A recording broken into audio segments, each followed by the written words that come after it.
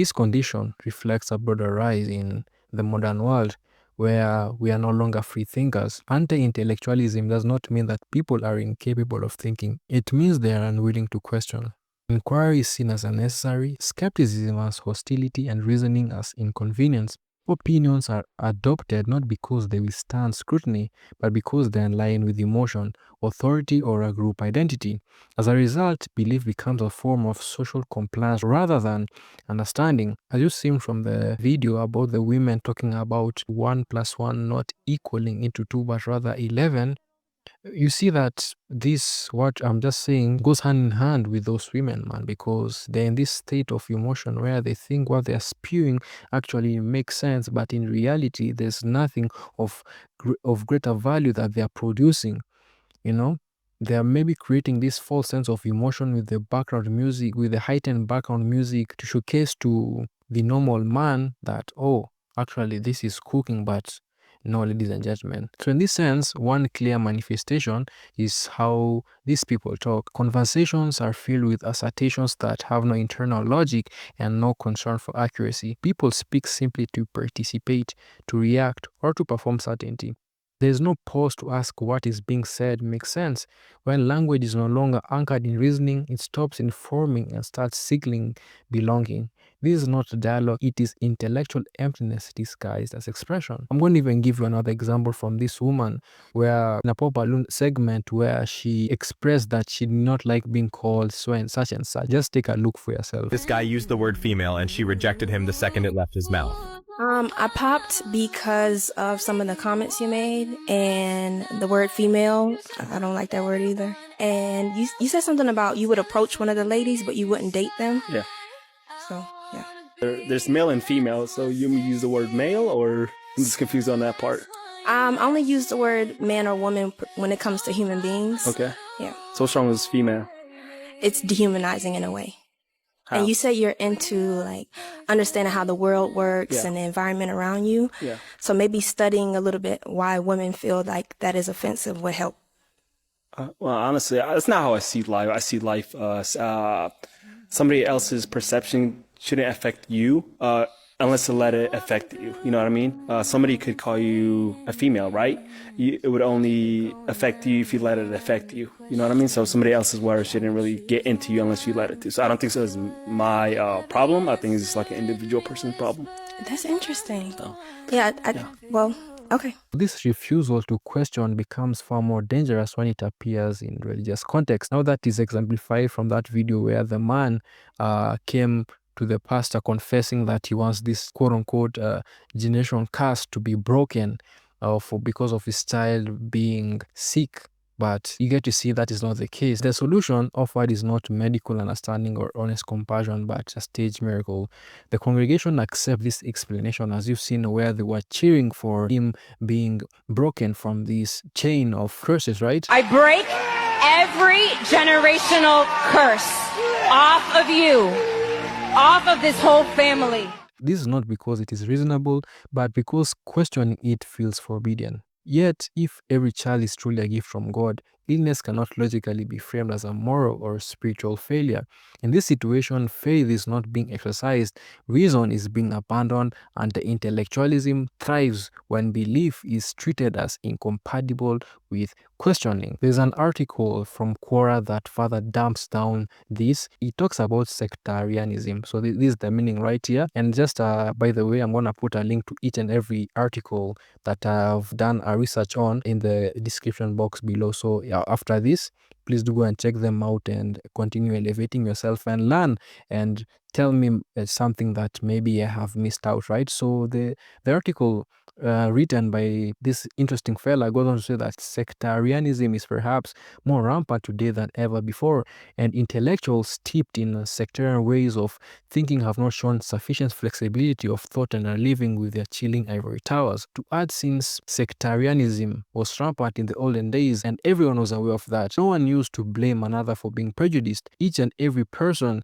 was prejudiced. But a biased truth is still a truth, and what was important was to examine the reasons one gave to justify one's views rather than the motive achieved to holding onto a particular point of view. In modern times, the fear of sectarianism has led to a reversal. We have begun to examine motives rather than reasons. I hope everyone has understood and is on the same boat with me. If not, please do tell me in the comments what you did not understand from this first segment, and I will try my best to help you understand in the comments, right? Another article that caught my interest with the title Anti-intellectualism, it reads that one of the well-known examinations of anti-intellectualism is author and historian Richard Hofstadter's book. In his work, Hofstadter defines anti-intellectualism as a resentment and suspicion of the life of the mind and of those who are considered to represent it, and a disposition to constantly minimize the value of that life. The life of the mind to which Hofstadter refers is intellectual thought, or the ability to think critically about situations or problems and draw conclusions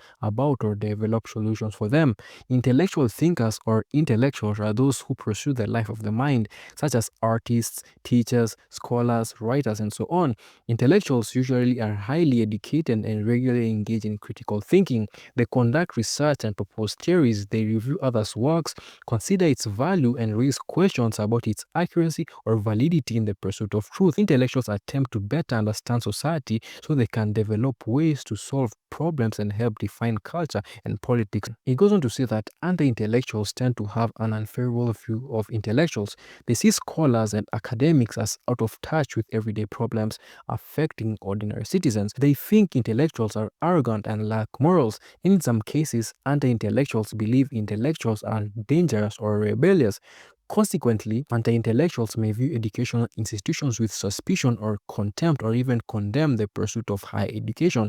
They also discount the value of subjects related to the creative arts and humanities, such as art history, music, and philosophy. In contrast, anti-intellectuals celebrate the everyman and a common sense approach to life. They place more emphasis on religious faith and morality than on critical thinking and reason. When it comes to education, they value the pursuit of knowledge with professional applications or teaching people what they need to know to work in a particular occupation. They are less concerned about encouraging critical thinking skills or the lifelong pursuit for the sake of learning. Wow.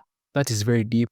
I will break it down to 3 parts, right? The first bit is where this writer was talking about they see scholars and academics as people who are rebellious or rather dangerous. I'm going to talk about Kai Cenat. He has come into this new light where he's now sharing his vulnerability, right? He's sharing that, you know what, I am not okay. I have not been okay for the first few months. He's been doubting himself, and he is on this journey to try and break out from his shell, right? Of course, he was in this heightened fame where he was streaming. You could say that he broke out of his shell, but in this sense, he's saying, no, I do not want to be in this box, right? And you will think that the reactions to that will be encouraging, but no, ladies and gentlemen, because in this day and age, rage is what feeds these algorithms where it will gain popularity compared to the good, right? Then many people are quick to say that, you know, he has the money and all that kind of stuff, the fame. How is it that he's out here helping us, or rather to us, that he's not okay? Let us first take away the money, right? And if we were to put Kai Cenat and that person who were picking bad about Kai Cenat or rather his situation in the same room, and no one knew their names, right? You first get to see that they are first humans in the first place, and you get to say, oh, we also have our problems, man. And you say, oh, brother, you know what, you also have your problems. Oh, I didn't know, man. The humanity part is not seen, but we just seeing all the money and the fame, man. We do not think that, oh, this brother is just like me, breathes the same blood. The only difference between he and I is the multitude of resources that he has compared to mine, ladies and gentlemen. When the writer also says they discount the value of subjects related to the creative arts and humanity, such as history, music, and philosophy. In this sense, I will also go back to Kai Cenat, because now the same people, you know, they do not want to accept that he is now a new man. Kai Cenat has now accepted the fact he is now in a tough state, right? He's now accepted that, and he's trying to move on. He's trying to read, become a better man. And people, I'm telling you guys, if you go and check out Sneako's stream, it will just exemplify what I was just saying, man. People are saying, nah, it's an act, all that kind of stuff. It's so crazy to see that the world that we, I don't know, this bubble that we're in right now, people don't want to break free from it, man. And it's insane that people don't want to accept the fact that there's something wrong with us, and we have to accept that, break free from that, right? And that is exactly what this new heightened sense of elevation, let's say, Kaisenat has achieved, and I'm proud of him for that. And that I must say that is slowly but surely also coming to me, because there's a lot of things that I'm coming to realize that no, it should not be like this. And now I want to reach into this new level into my life, right? And so should you, if this video helps you in any way, shape, or form, right? And then now it also says anti-intellectuals celebrate the everyday man, a common sense approach to life. As I said, people are all here again just trying to bash each and everyone. The common sense in what way? Oh nah, bro, you sold out. Oh nah, bro, you changed, bro. Like, you are not the same Kaisenat we knew, or you're not the same Jeremy that we knew. Do you expect me to say the same way? If not, then you do not embrace growth. You do not embrace questioning the beyond, right? Because we need to have this conversations, but it feels like the only conversations we have is about the giat, it's about the nanny, it's about artificial things of the world that do not even make sense, that do not bring fulfilling to us. Because if you have that heightened sense of critical thinking, ladies and gentlemen, I'm telling you, you will see light in this world in a very different manner. And another point, this article, or rather this writer, goes on to say is that they place more emphasis on the religious faith and morality than on critical thinking and reason. When it comes to education, they value the pursuit of knowledge with professional applications. There's this other article that dumbs it down perfectly. This article has a very interesting title. It reads, "The Rise of Homo Erectus. Are we getting more stupid?" It's going to answer that final segment of the previous article, right? In the 1980s, New Zealand intelligence researcher James Flynn identified a consistent rise in IQ scores across the world throughout the 20th century. This became known as the Flynn effect and was initially interpreted as evidence of humanity getting smarter, perhaps thanks to better nutrition, education, and healthcare. But by the 1990s, the trend reversed. The first major alarm came from Norway.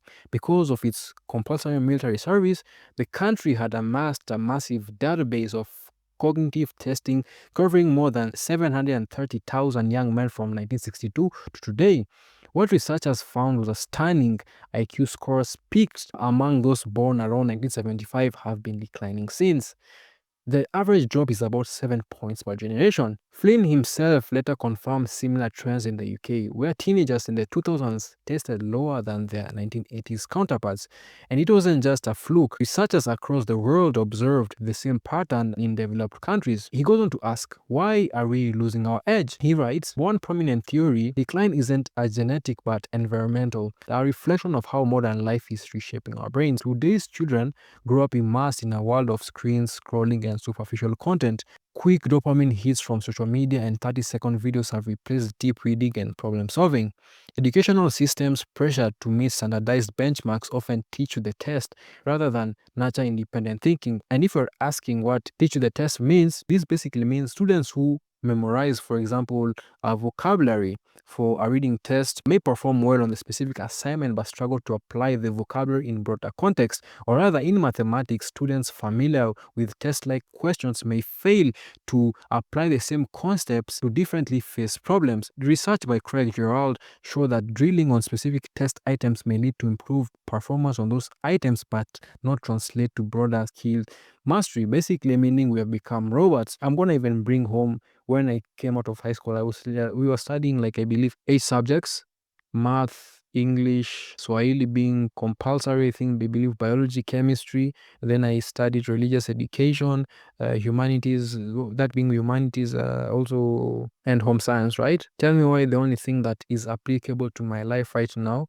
is a little bit of math and home science, and the other I do not know how to apply them, because I was taught only to memorize them and then study for the exam and then try to pass, because our final exam, it was hard, man. It was hard as hell, man. Like, you are reading like a whole like textbook from your first year of high school up to the end, man. And then now you go, you sit for this exam again, you don't even know what is gonna come. You even fail because there's some things that you are taught you can't even apply on the equation, or rather the problem that is being brought up. Many of us were designed to be robots, but it's good that no escaping from that box, right? This article goes on to say that even daily digital distractions have an impact. Studies suggest that just checking your phone or email can temporarily reduce IQ by up to 10 points. And I went on to also fact check this. According to MIT neuroscientist Miller, our brains are not wired to multitask well. When people think they are multitasking, they're actually just switching from one task to another very rapidly. And every time they do, there's a cognitive cost. When we complete all these small actions, such as respond to email, tweet, or check a text, it creates a sense of accomplishment, even though little to no critical thinking has taken place, and in reality, not much is getting done. Every time a task is completed, our brains release a little dose of dopamine, which is a reward hormone generating feelings of happiness and contentment. This creates a vicious cycle in the brain that encourages more and more multitasking in order to get the thrill and instant gratification from the dopamine release that electronic media generates. Basically, first meaning that you have to touch the grass, and this is very true because many a times I may sit on my laptop when I'm working and whatnot, and sometimes I say, let me jump on the Instagram or TikTok. Bro, you just stay there for like a couple of minutes. Me personally, when I just now log out of that and go and do some other things, I just feel like my brain is fried, man. So this is very true, and I'm pretty sure some of you as well have experienced this. He goes on to say that a group of Stanford researchers, Professor Clifford Nass and his colleagues, set out to determine if some individuals have the gift of multitasking, and if they do, what sets them apart from others. The theory was that multitaskers have exceptional ability to store and organize information and excel at switching from one thing to another faster and better. They can control what they think about and pay attention to, and have a better memory when it comes to filtering information. 100 students were put through a series of 3 tests. For each of these 3 tests, they were split into 2 groups, one that regularly did a lot of media multitasking and those that didn't. According to Orville, they kept looking for what multitaskers were better at, and in the end, they didn't find it. These tests reveal that people who regularly multitask using several streams of electronic media do not pay attention or control their memory, and they are actually slower switching from one task to another compared to those who rather complete one task at a time. According to Nas, they're suckers for irrelevancy. Everything distracts them. That is a no-brainer, and that explains itself wholly. Now, going back to the previous article where we're talking about the rise of Homo erectus, it goes on to say that we've also lost traditional filters of intellectual quality. Before social media, books and journalism underwent rigorous editing. Now content floods our feeds without any such gatekeeping. As a result, many people are absorbing the thoughts not of experts or educators but of influencers, bloggers, and pseudo celebrities, some of whom couldn't pass a high school exam. As the saying goes, we are what we eat. And in the digital age, we are what we consume with our eyes and ears. Hopefully, we are learning. Hopefully, we are taking a reprimand. Hopefully, we're going to take a step back and say, you know what? Really, truly, this guy is actually speaking something. I don't have anything much more to say because I think I've brought each and every point home.